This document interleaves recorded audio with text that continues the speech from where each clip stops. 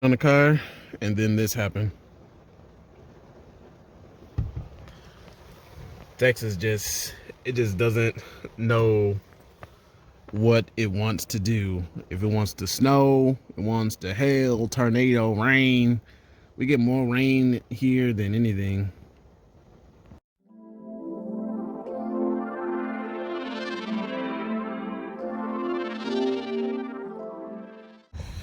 All right, focus crew. So I'm getting a little head start on this weekend's work that I need to do for the focus. Let me get my camera set up real quick, or the tripod system here. And let's turn on the flash. There we go. So thus far, I'm working on removing some of the stuff from the engine, and this is going to be a test for all of us. If you've been watching this for let me start over. If you've been watching the channel this far, then you know that you should be able to do this type of technique. You should be able to um, break down an engine, take stuff off, and fully remove the transmission from the car. This should be easy work for you. If you're new to the channel, I suggest you go back and watch those videos, especially with my 2.5 breakdown series, and where I remove the transmission from my ST and engine from my ST, which is going in this car. So that engine has 106,000 miles on it. This engine has 157, I think maybe 158,000 miles on it, and it's burning oil. So this engine is definitely coming out. And the trans broke finally after 10 years. The trans is finally done in this car, and we're going to do a full breakdown of that transmission to see what actually happened, because I've never taken apart a fully automatic transmission before. So that'll be a first to know for me and you all. And if you already know, congratulations, help us out here. Um, I, I definitely like learning, so I don't feel any type of way if you have a better way and or a way of doing it. All right, so what I'm doing now essentially is just taking stuff off. I'm removing. I need to transfer over the harness.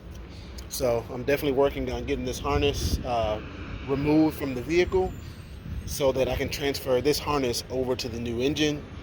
Uh, right now, I want to get this water outlet that's down here. I want to get that out because I want to transplant that onto the new engine because I have a gasket for it already. The Ford Fusion engine came with a plastic water outlet, water outlet, but I want to use the metal one that's on the Focus. Uh, I just like the metal one better. It feels more sturdy. It feels like it won't break. So let's continue with that. I've already removed one of the heater hoses in the back here, so I'm working on removing another one of these hoses down here, and there's another part of the radiator hose that's connected to this water outlet that I got to remove. So I'm working on trying to get to that, but I got to get some of these wires out of the way so that I can get to that hose.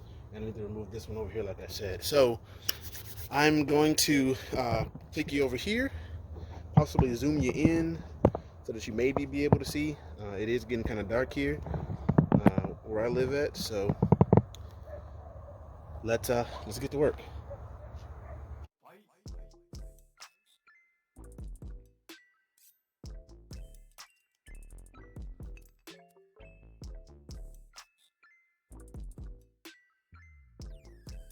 Fuel injector is now gone, and their bracket. Don't forget you have these little clips here. Um, there are some on the Fusion that are metal, so I'm actually going to use the metal ones instead of this. But remember that you do have these spacers you have to put on your car. All right, so I'm going to start moving these items up here. Let me turn you up here a little bit. Get a little bit better angle here. All right, so let's remove this cable.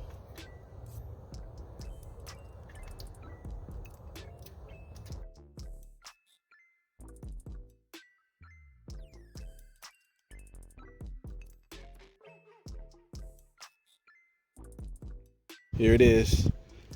Engine's back in the engine bay along with the trans. Let's get to work. All right, YouTube. So I've already begun the process of putting the engine in the engine bay. Here's where we are. I've already started to reconnect a lot of things off camera, mainly because there's so much I could say wrapped up in how automatic transmissions fit together that will be kind of overwhelming for a lot of people to digest all of this. So but it's essentially the reverse of the breakdown, putting things back on. If you kind of remember where things go, which I don't, so I have to kind of like remember, or oh yeah, I unhooked this here and yada yada, like you see back here. This is the plugs and harness for the oxygen sensors. So I have to make sure I got the right ones hooked up, which I think I do. I think I have the right ones hooked up, but if I don't, I can easily swap them over. Hopefully it doesn't hurt anything. I don't think it will. I'll just throw a check engine light. But other than that, I'm working on fixing the electrical components for the transmission. There is something cool down here versus the automatic transmissions versus the manual transmission, and it's that the automatic transmission, excuse me, get the camera fixed here. The automatic transmission has one shift cable, and there's like a little dowel that it fits on down there. If you can see that line being run down there, that is where the automatic transmission slides on and fits into place on that little shaft and dowel.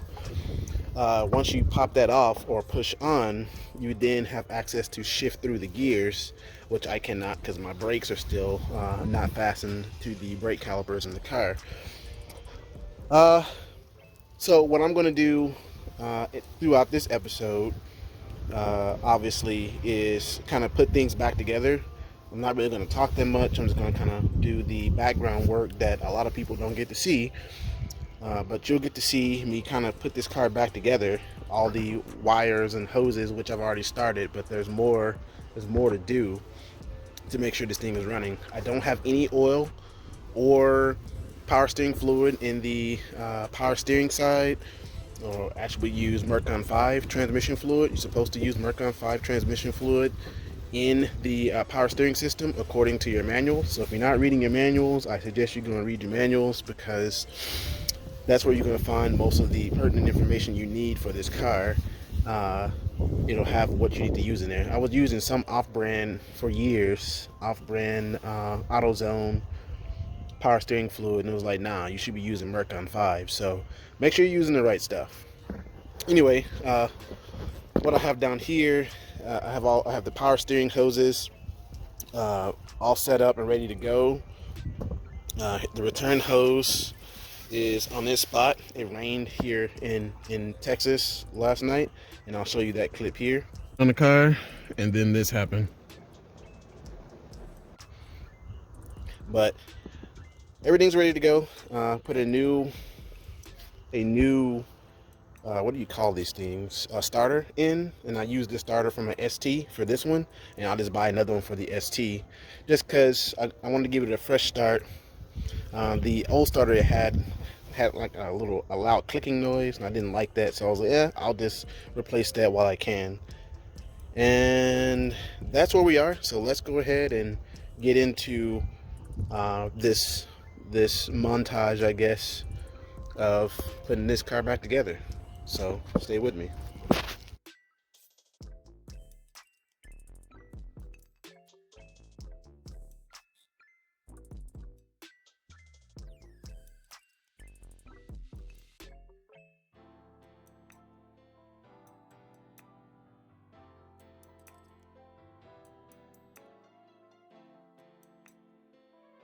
All right, so most of the engine is back together, and the connections are all put back.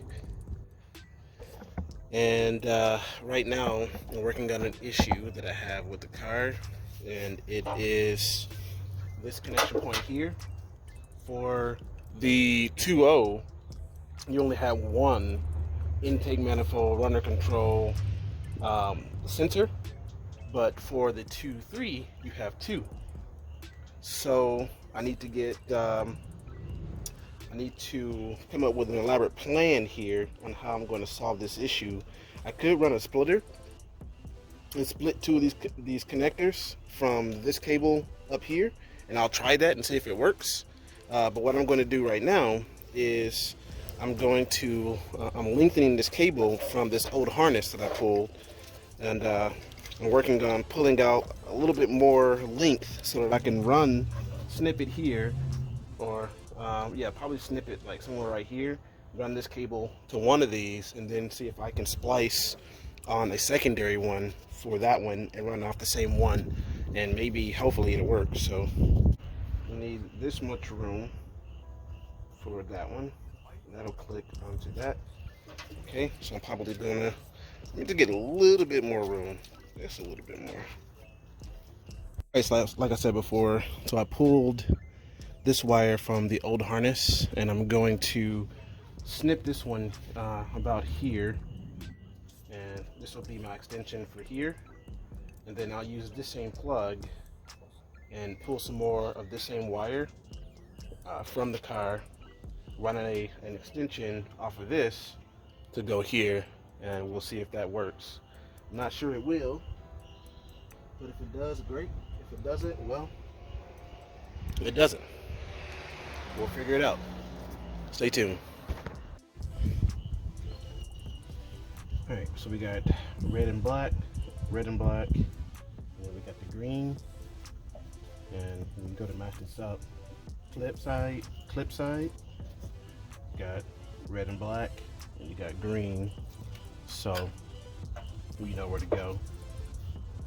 So we will come down here and snip, just like that. I'm gonna use this. I picked this up off of Amazon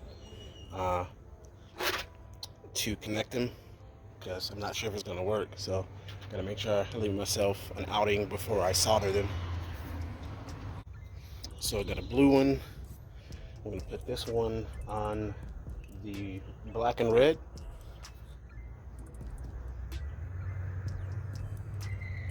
With it in there. Then I'll take this crimping tool that I also picked up off of, I got this from Home Depot.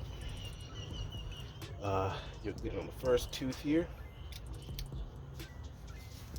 And crimp it down, just like that. Looks like I'm out of what's-names. I'm out of reds, so I'll go with the yellow.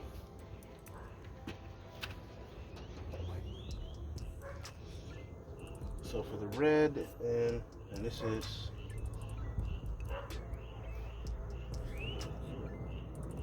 red, stick it in here. Well, for the green and orange, stick it in here just like so. Let that touch just a little bit.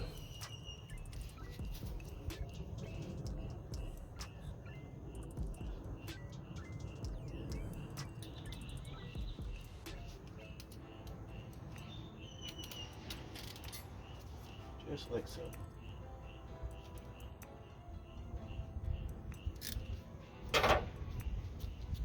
All right, and now we'll strip this side.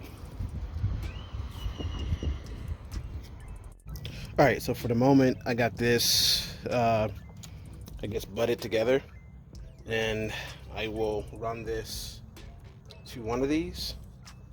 So that wire and these two here. I might go ahead and join these two up as well to help out with this part, and hopefully it works, because I don't know what else I'm going to do. I would probably have to pull a 2-3 harness, wire harness to do it, but I don't think so. I think I can make this work like this.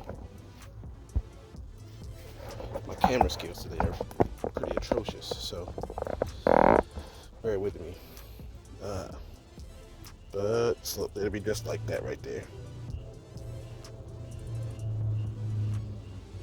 So I'm gonna try one. I'm gonna try one first and see if this works by itself, and if it doesn't, then I'll try to add that in or something else, and we'll see what happens. What else do we need to do? Well, we need to go over here to this side, to the transmission side of the engine, and finish torquing down the transmission mounts. We've already torqued down the passenger side mounts. We need to put in the cooling system for this side, the reservoir tank. We also need to put back in the condenser and radiator in its spot here. Condenser and radiator.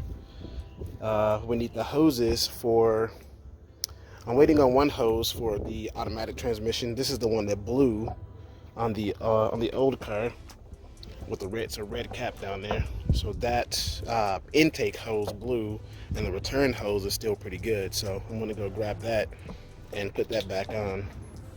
So there is one more connection point here that I'm still trying to find where it goes, and I guess it will present itself pretty soon.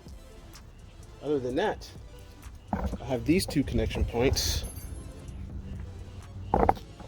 here and here. I'm trying to find out where they go because I don't exactly remember, but I am pretty sure I'll be helped out by putting in a couple of things that I haven't done yet. There's a box over here to where this fits at that I need to get put back in, and that might elicit the final piece that I need to put all this back together. And I got to do a couple of cables attachments over here. I already got one in for the throttle. I got that put back in. Yeah, slowly but surely piecing it back together. Anyway, stay tuned. All right, YouTube, so I'm in the car, and this is after I have done everything. Let me step out of the car for you real quick. So here's everything put back together, the fluids, the cables, like everything. I've pretty much, yeah, I've done everything. I'm restoring the car with the new 2.3 and the new transmission. So we're going to attempt to start this now and see what happens. All right, let's get the key out.